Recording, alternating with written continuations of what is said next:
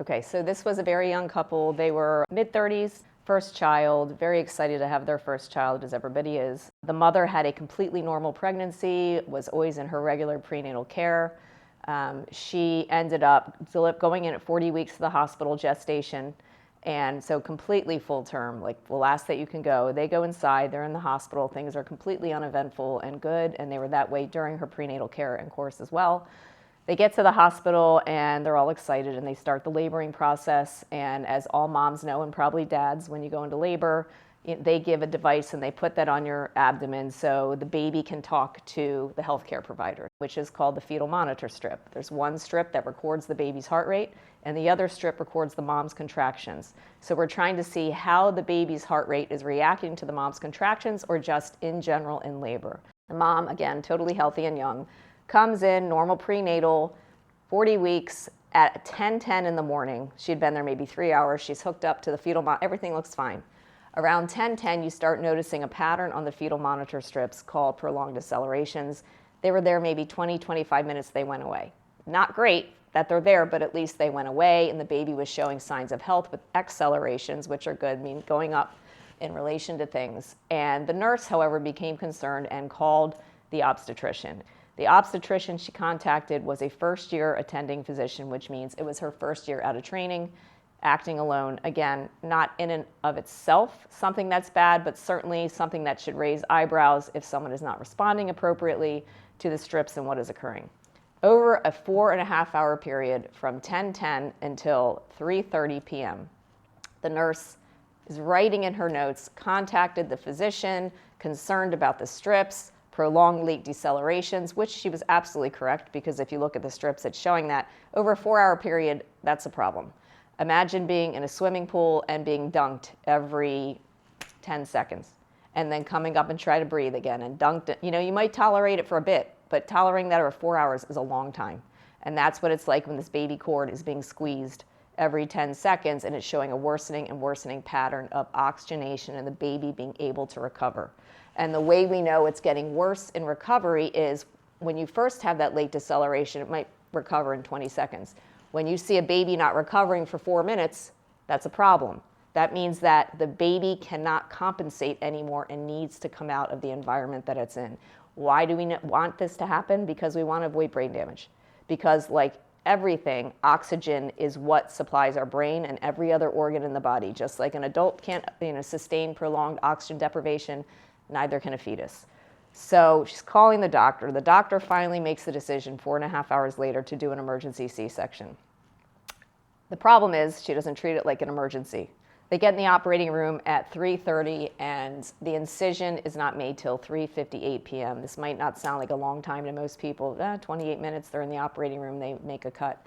When you're in a situation where a baby for 4.5 hours has not been getting appropriate oxygen and you take the fetal monitor off of the child in the OR, again, completely inappropriate, not monitoring or seeing what this baby's heart rate is, what the pattern is, what is going on, that's a problem.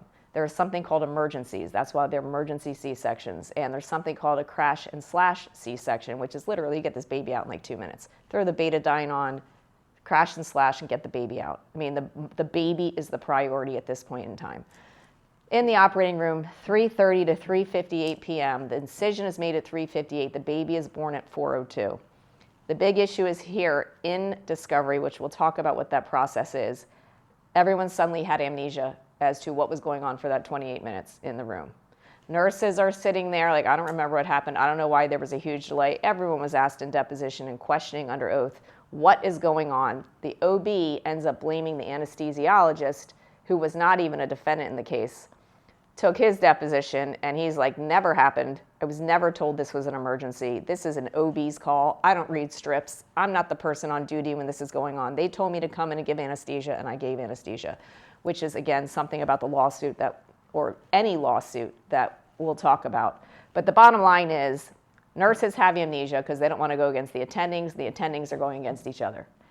Child is born at 4:02 p.m. There is no neonatologist, which was another breach in the standard of care. No neonatologist present at the delivery. Anytime you have a high-risk delivery, clearly if you're doing an emergency C-section, which is written in the records emergency but not treated as emergency, Clearly, with these prolonged decelerations, you need a healthcare provider, a neonatologist, a NICU provider, a neonatal ICU, just like we think of ICU for adults. You need one of those people in there in case this child needs to be resuscitated. And I don't mean full-blown resuscitation. When we use the resuscitation, it doesn't have to be CPR. It doesn't have to be intubation. Doesn't have to be the tube down your throat. It can be, blow by blow oxygen. Maybe the baby needs a little help. Maybe the baby's a little dusky when it comes out because it hasn't. So you get an experienced provider in there who takes care of babies in a critical care unit on a daily basis to make sure what this child needs, this child is going to get as soon as this child is born.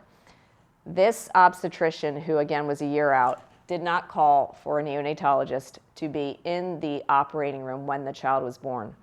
The records indicate, if I recall correctly, maybe 3 minutes or so, 2 minutes after the child was born, a nurse practitioner from the NICU comes in to resuscitate the child. When I say resuscitate, the child came out limp. The nurse practitioner, on her own reading, found the child had no APGARs, 0, 0, 0, 0, and 0. That means no pulse, no breathing, no color, nothing, no sign of life. And again, I don't want to call her inexperienced because she was a nurse practitioner in the ICU, but no attending neonatologist was in there. She essentially ran the resuscitation efforts. They did put a tube down the baby's throat to provide oxygen to the lungs. All efforts, according to the nurse practitioner and the medical records, failed, and the child was pronounced dead at 22 minutes after delivery. So the child was born at 4:02. Parents, of course, are completely anxious, no idea what's going on. 4:24, they hear time of death called. And so, again, their first baby, they're like in shock, distraught, what is happening? This is a 40-week pregnancy. We're fine the entire pregnancy with no problems. They bring the child over to the parents. They hand it to mom, and dad is actually handed to dad, who hands it to mom. And they're grieving over their child, of course. And they think they keep hearing noises from the baby. They were offered to send the child to the morgue. And the parents said, no, we want to hold our baby and we want to wait till our parents get here, et cetera, which is probably one of the best moves that happened in this whole litigation.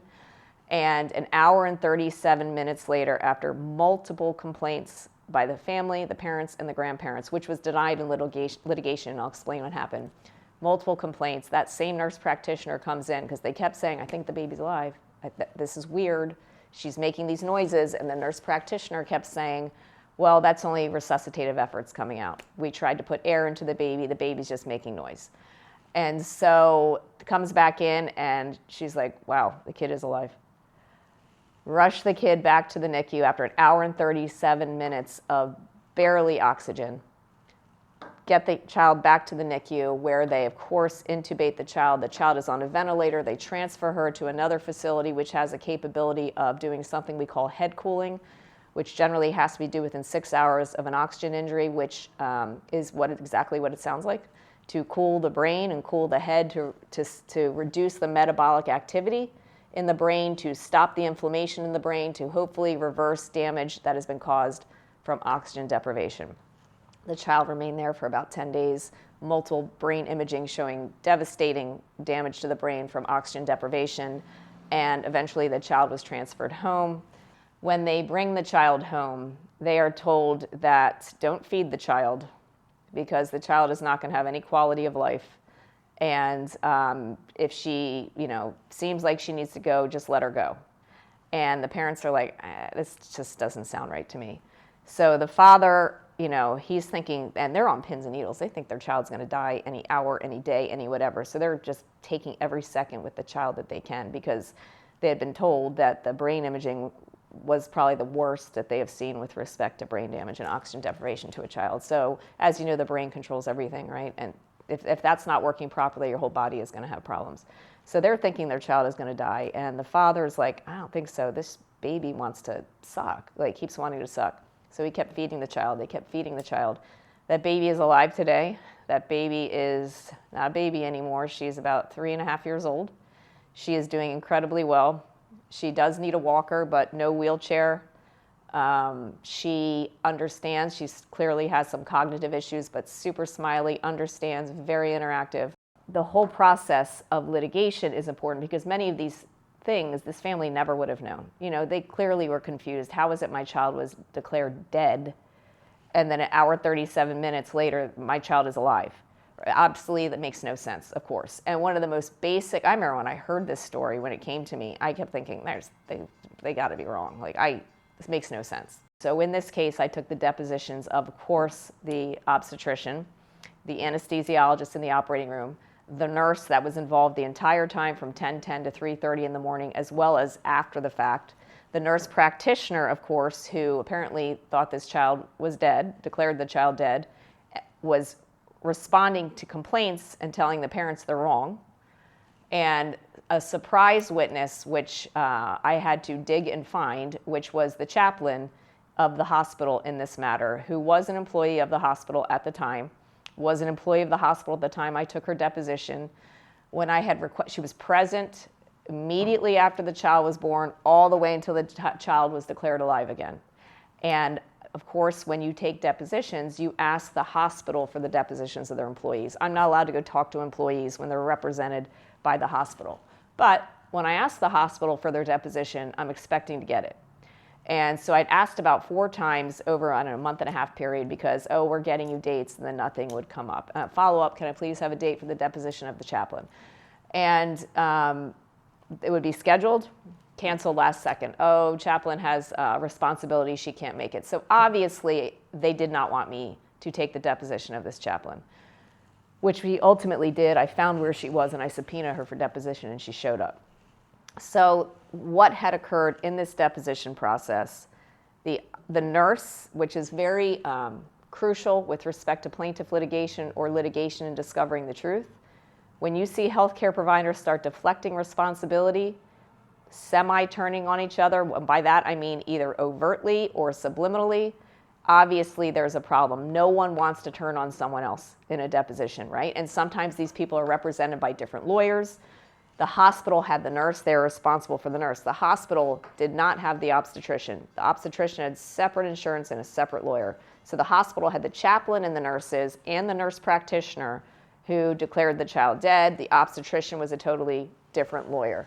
Getting into the deposition process, the nurse that was involved from the beginning of the labor until the time the child was declared alive, as I said, the parents loved her. She broke down in deposition and started sobbing when asking, and she's on video. So another very important thing in litigation is when you're talking about parties taking their depositions, important fact witnesses, I always videotape them, because what you read on paper is totally different than what you see when someone's expressing something. If I did not videotape her, all you would have seen was pause, and then she answers the question. But when you ask the question, how many times did the parents complain? If I did not take her video, it would have been just a blank and then I don't know, as opposed to on video sobbing, have to take a break, and then she said, I don't know. And I said, what do you mean you don't know? Obviously this is upsetting to you. You had to take a break. You were there the whole time. You like this family. Yes, what do you mean? She said, let's just say multiple. Where the OB and the nurse practitioner had denied they heard anything about it, except for the 2 times the nurse practitioner recorded in the medical records. So now we have the nurse who's sobbing, saying it was multiple times. I don't know anything more than that at this point in time. I've taken the nurse practitioner's deposition, who says, as part of my standard practice, if there's any complaints, I record in my medical record what occurred. And because it's recorded 2 times, 1 time between 4:24 p.m. at time of death, and then 1 time from 4:24 to 5:57, and then 5:57 was the second time. So 1 complaint in an hour and 37 minutes, and no more than that. Take the chaplain's deposition, and the chaplain says, she shows up, and we get it all out there. You're an employee of the hospital. Yes, you are here under subpoena. Yes, we've never spoken before. No, you understand what you're here about. Yes, you read a copy of the lawsuit. Yes. When were you called in? She was called in right after the child was declared dead, which is standard, right? If someone dies in a hospital, you have a chaplain present in case the family would like that, and they did. So she came in, and she had a vivid memory of everything, and she said, she blew the case wide open and said she heard the child breathing about every 10 seconds and heard her word, the baby cooing, and knew the child was alive and that spirit was with her. And she heard the parents constantly ask, what are these noises? Why is this happening? What is going on? What do you mean she's dead? To the point they're upset about it because it was creeping them out like a little bit, like what's happening? And she was completely honest, and she said it was about every 10 seconds, and it was cooing, and the parents constantly complained. And then when the grandparents got there, they took them to a different room, and she left to go talk to the grandparents while the baby is still doing this with the parents, and the grandparents are asking questions. And she was there when all of this was going on, and complaints were being made to the healthcare providers, and the nurse practitioner was saying it's just from resuscitation efforts. And so what ultimately happened, their defense, which I think they realized they had multiple problems. Of course, in my opinion, when somebody names 20 expert witnesses, that means it's kind of like overcompensation. You buy a big boat. I mean, do we really need 20 experts on this? This is absurd. I mean, and people I don't even know, people to sit there and say things that are so ridiculously absurd, clearly paid expert witnesses to hopefully put some type of defense up there to think that the value of the case is going to go down. And to me, it was just ridiculous. Taking their depositions was fun, compared to anything else. It was a good time. I loved listening to these explanations as to what had occurred. The bottom line is the explanation was they were not incorrect. None of the expert witnesses read the chaplain's deposition testimony. And now that's interesting. Considering as an expert witness, you're supposed to take all the facts of the case, listen to what they are, and respond about them. You just were not given the deposition testimony of the chaplain, but were given the deposition testimony of the nurse practitioner who said it was only 2 times in an hour and 37 minutes, the second time being when she came in and realized the child was alive. Regardless, the defense was the child actually was dead and that God rose her from the dead an hour and 37 minutes later, and there was nothing that they could do about it. They responded appropriately. The delivery was timely, because you have to remember that 4.5-hour period of the prolonged decelerations. Had delivery occurred timely, this child probably wouldn't have even been born to a level where it required any type of resuscitation, let alone limp, etc. So the OB was on the hook for that part. The nurse practitioner clearly on the hook for the 22 minutes and then declaring the child dead and not realizing vital signs of a child. Then the hour and 37 minutes afterwards. And eventually the case resolved prior to trial in a private mediation process, which is a process that we engage in if all parties wish to.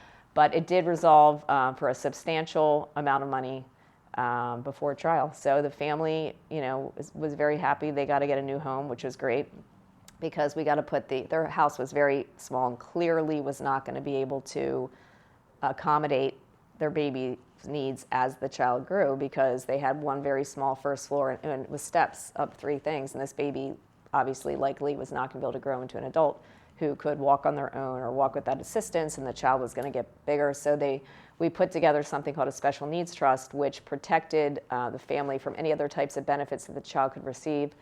And they were able to buy a home that was 1 floor and spacious enough, and they put the name, the home was purchased in the name of the child under the special needs trust.